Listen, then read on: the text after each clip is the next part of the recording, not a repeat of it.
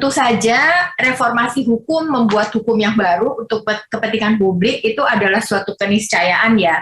Cuma kalau kita melihat bagaimana respon yang cukup kontroversial juga terhadap RUU-KUHP ini, kita jadi bertanya-tanya, saya menyambung Pak Tristam tadi ya, sebenarnya seberapa jauh keterlibatan publik, bukan sosialisasi saja, tapi sungguh-sungguh keterlibatan yang dimandatkan oleh rule of law itu sungguh-sungguh terjadi.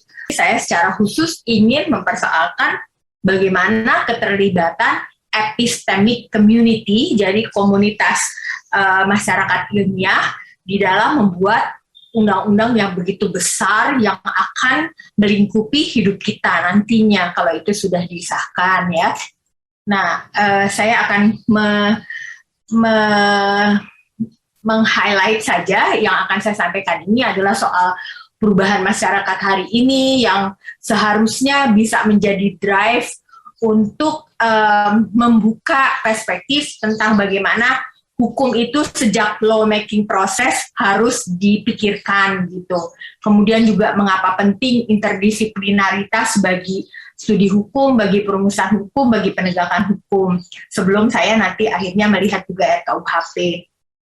Nah, kita sekarang sangat merasakan berada di dalam dunia yang begitu pesat perubahannya karena sains dan teknologi digital juga kemarin di-drive oleh virus COVID-19. Hari ini dunia itu menjadi tanpa batas karena komunikasi digital termasuk e-commerce ya, yang kita nggak usah ketemu lagi orang-orang yang kita butuhkan. Bahkan sebenarnya dunia tanpa batas itu juga diakibatkan kita terhubung oleh karena ada globalisasi hukum, terutama hukum internasional yang membahas isu-isu kemanusiaan. Hari ini juga ada soal-soal lingkungan karena climate change berdampak pada kita semua ya, tentu saja soal-soal good governance. Lalu kalau dunianya berubah, ilmu pengetahuannya juga seharusnya berubah gitu. Dan memang sudah kita lihat bahwa tren ilmu pengetahuan global hari ini tuh adalah interdisiplinaritas gitu. Karena kalau tidak maka bisa mengalami disrupsi ya. Profesor Iwan Pranoto dari ITB itu mengatakan guru-guru yang tidak lagi bisa mengajar dengan baik karena sekarang tuh para murid sudah bisa googling sendiri, sudah dapat. Jadi jangan lagi meminta mereka menghafal-hafal gitu ya. Guru-guru yang meminta muridnya menghafal itu bisa diganti oleh algoritma ke depan gitu.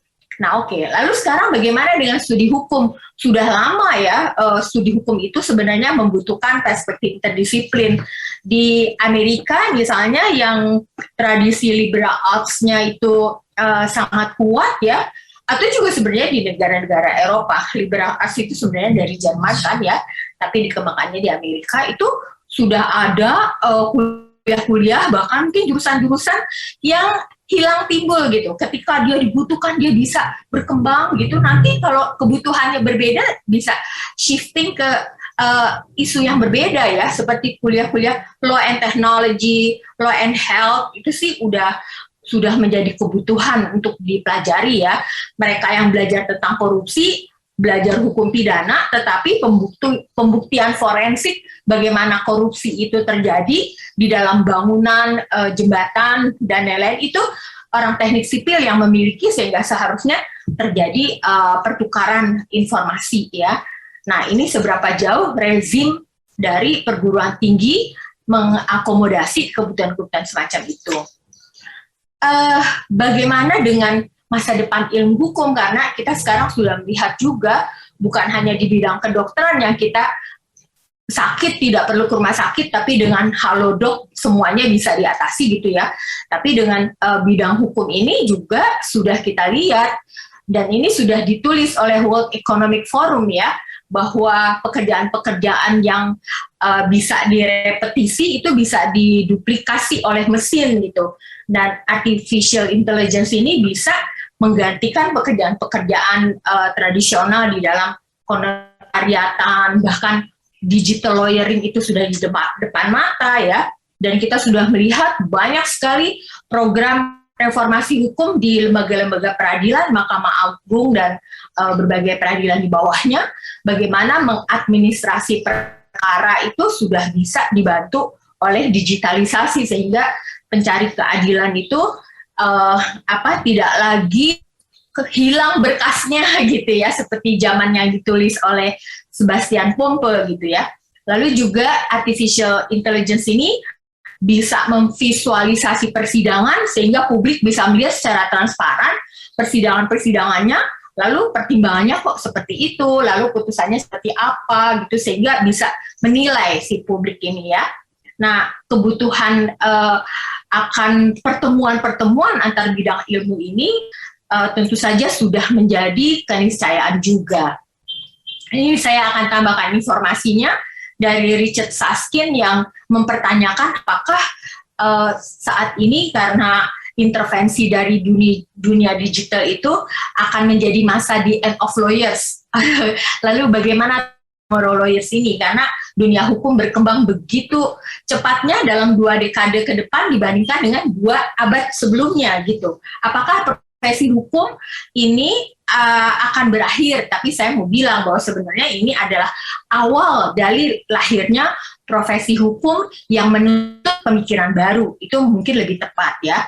Lalu juga Railing, dia mengatakan pencari keadilan di seluruh dunia itu yang selalu berhadapan dengan keterlambatan, ketiadaan akses, bahkan korupsi bisa dibantu dengan digitalisasi sehingga bisa diatasi semua ini. Saya sangat panjang melakukan studi courtroom ya, melihat di pengadilan apa yang terjadi dalam persidangan itu memang betul yang dikatakan oleh Dori Railing ini, bahwa pencari keadilan itu berhadapan dengan soal-soal ini dia.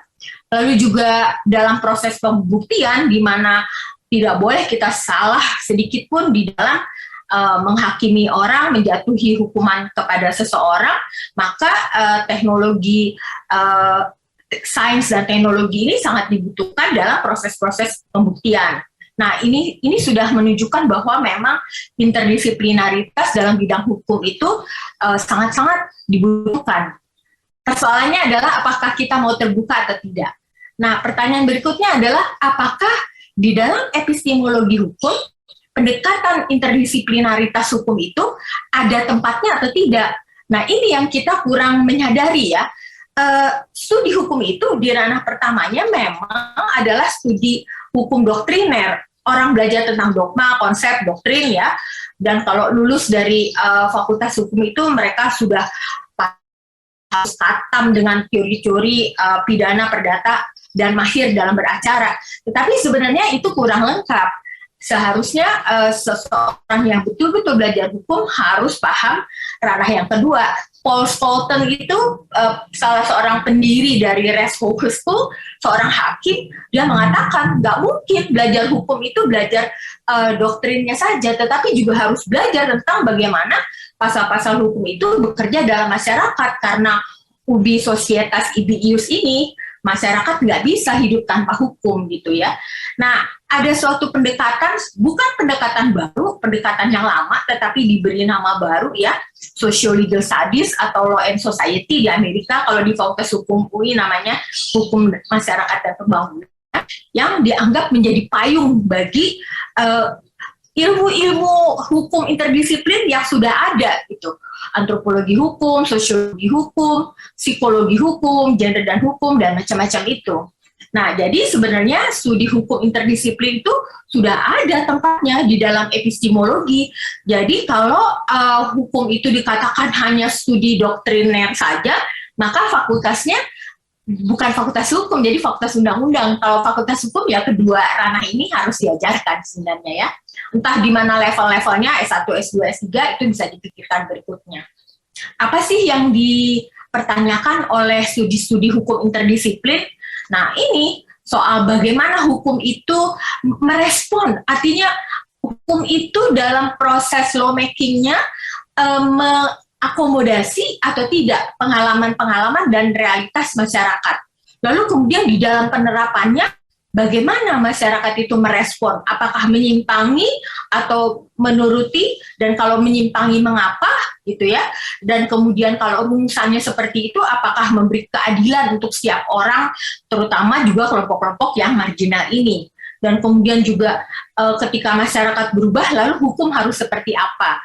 Nah, studi-studi lintas disiplin ini saya berpengalaman dalam lama tuh saya di dosen di Fakultas Hukum ya, 36 tahun ya, itu banyak sekali yang mengatakan studi yang kau pelajari itu bukan hukum gitu. Itu membuat pertanyaan karena sebenarnya yang dikaji itu adalah jantung dari ilmu hukum, dari soal konstitusi sampai peraturan desa.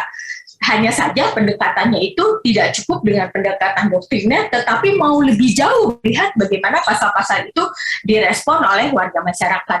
Nah, kenapa sih interdisiplin? Kalau multidisiplin itu ada bidang ilmu yang berkolaborasi untuk merespon isu-isu tertentu yang dihadapi masyarakat, tapi setelah itu dapat solusinya, mereka pergi ke fakultas masing-masing atau ke prodi masing-masing. Kalau interdisiplin, kolaborasi itu melahirkan ilmu-ilmu baru ya, seperti antropologi hukum, sosiologi hukum, atau law and technology, law and health science, itu kan interdisiplin karena melahirkan ilmu baru ya. Nah, kalau transdisiplin itu ada keterlibatan dari orang ketiga, yaitu bisa pemerintah, masyarakat, lembaga-lembaga dalam masyarakat, korporasi gitu ya, sehingga ketiga stakeholder dalam ilmu pengetahuan ini sungguh-sungguh melahirkan ilmu-ilmu yang baru yang bisa digunakan. Nah, kemudian sebelum sampai ke RKUHP, ini ada satu survei dari Commission Legal Empowerment 2008-2009 yang mengatakan bahwa 4 miliar orang di seluruh dunia, sebagian besarnya adalah perempuan, itu hidup dalam kemiskinan bukan karena persoalan ekonomi. Selama ini kan kemiskinan selalu dipelajari oleh para ekonom, para demograf, tapi sebenarnya kemiskinan itu adalah persoalan hukum karena mereka terlempar dari akses keadilan. Nah, ini survei ini melahirkan semacam dekonstruksi dalam pemikiran melihat kemiskinan. Jadi orang miskin itu juga persoalan hukum ya. Kenapa jadi mereka miskin? Karena tidak cukup akses bagi orang miskin untuk didengar suaranya dalam proses-proses pengambilan kebijakan, produk-produk hukum di berbagai tingkatan.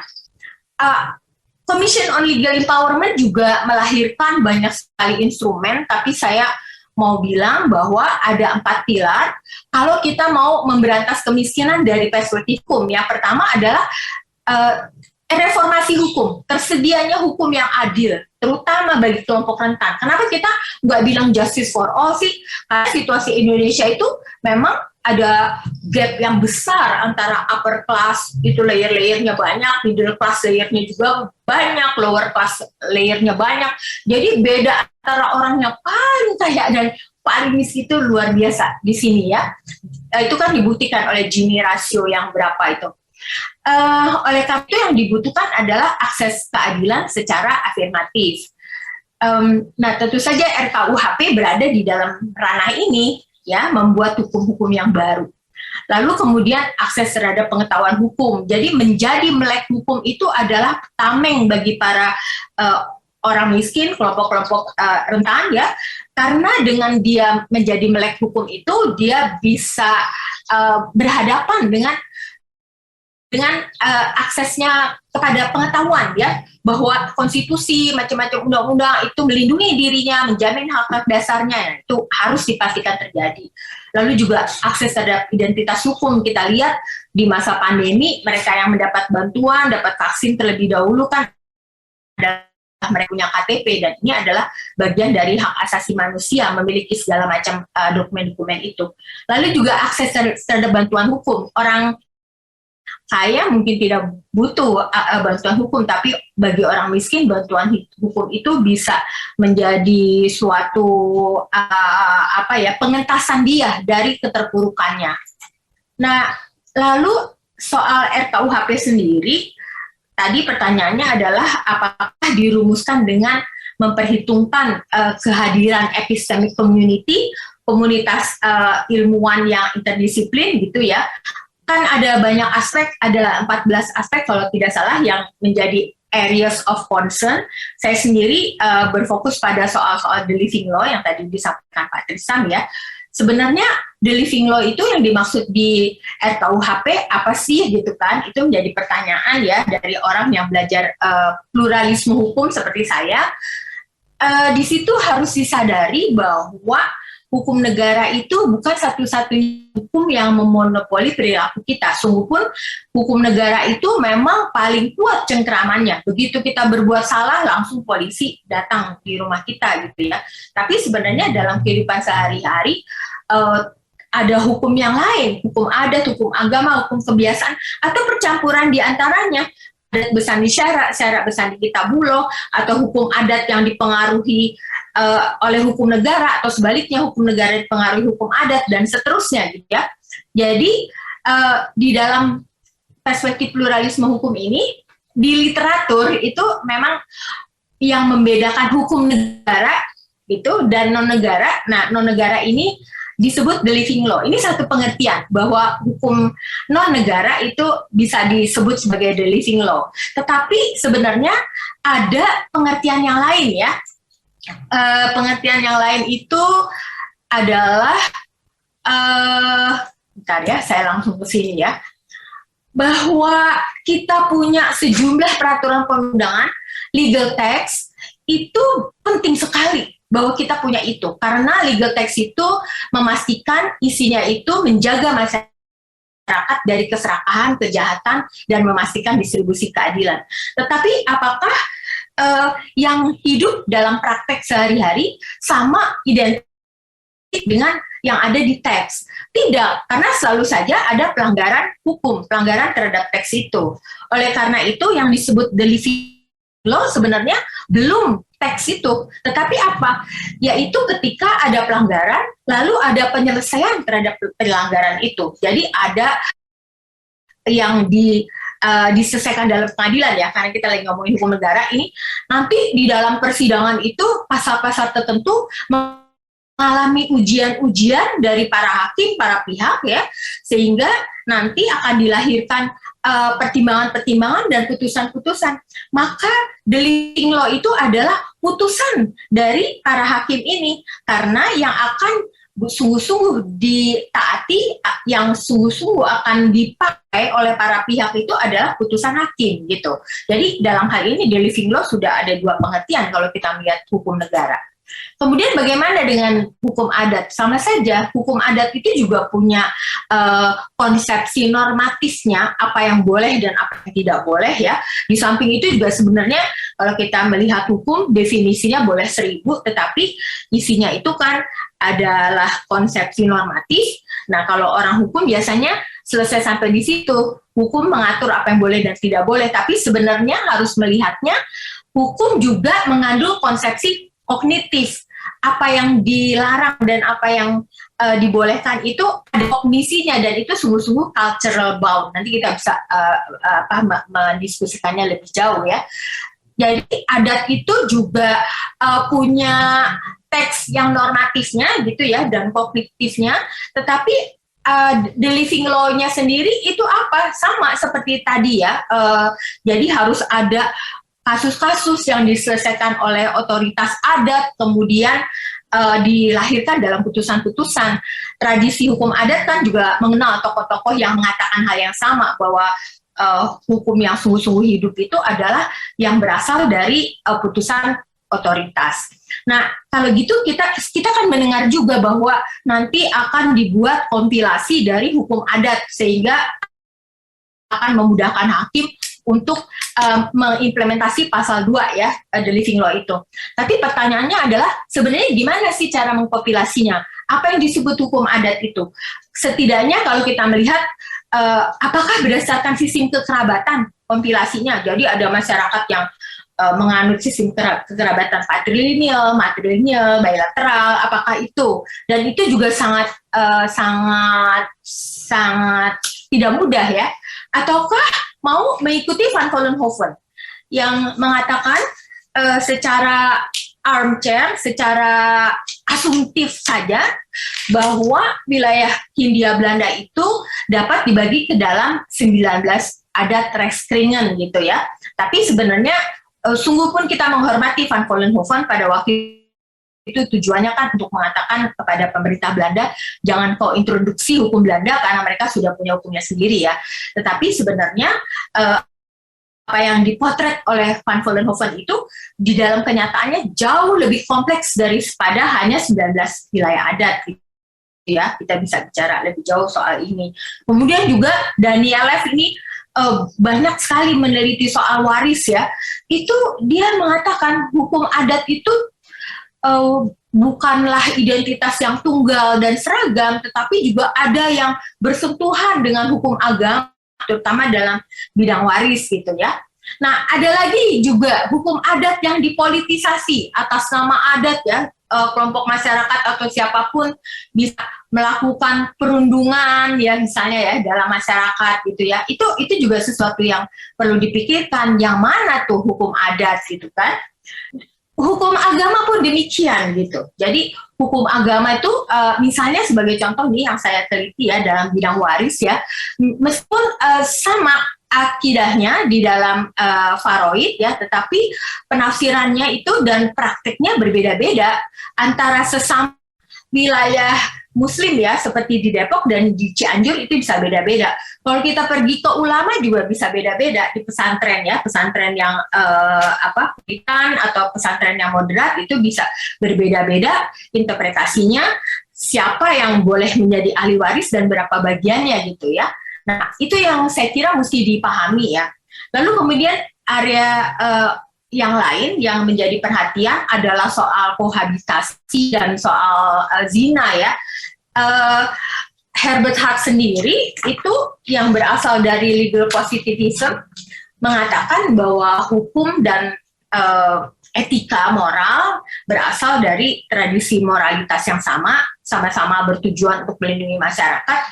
Tapi sungguh pun itu jangan dicampur adukan antara etika moral dalam masyarakat dengan hukum, karena keduanya nanti akan membusukkan satu sama lain, tidak bisa dikontrol gitu. Jadi sungguh-sungguh harus dipisahkan. Saya kira dalam perumusan pasal-pasal yang menyangkut soal kohabitasi dan perzinahan ini juga harus dipikirkan gitu ya. Nah, juga bahayanya kalau legalisasi, kalau RKUHP itu mengabsorb begitu saja apa yang disebut the living law itu ya, bisa menjadi legalisasi dari politik identitas gitu ya.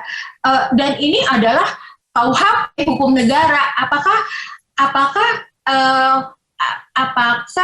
boleh saja apabila di masyarakat kita itu seorang anak yang menjadi korban dari perkosaan, orang di kampung pada umumnya atau di kota juga pada umum sukar untuk membedakan antara perzinahan dan perkosaan. Jadi mereka bilang segala aib itu harus dipulihkan dengan upacara apa, perkawinan, jadi dinikahkan saja. Nah, apakah yang semacam itu akan kita rela gitu ya dilegalisasi oleh hukum negara gitu kan? Kemudian juga ada banyak analisis dari saya sendiri bersama teman-teman ya, bagaimana berbagai pasal itu bisa kita ramalkan akan berdampak pada kelompok-kelompok yang rentan ini, perempuan, termasuk warga adat, kelompok miskin ya. Mereka bisa mengalami politisasi identitas karena seksualitasnya atau karena agamanya dan macam-macam, dan itu akan takutnya dilegalisasi oleh RKUHP ini. Nah, tentu saja reformasi hukum, lahirnya RKUHP yang sudah 60 tahun ini adalah sesuatu yang kita tunggu-tunggu, tetapi perumusannya itu harus terbuka terhadap masukan pendekatan interdisiplin dari komunitas ilmiah itu ya, karena tadi tuh masyarakat itu tidak bisa dipisahkan dari hukum. Jadi kalau hukum sudah disahkan, maka itu langsung mengikat, tetapi dampaknya bagaimana gitu kan.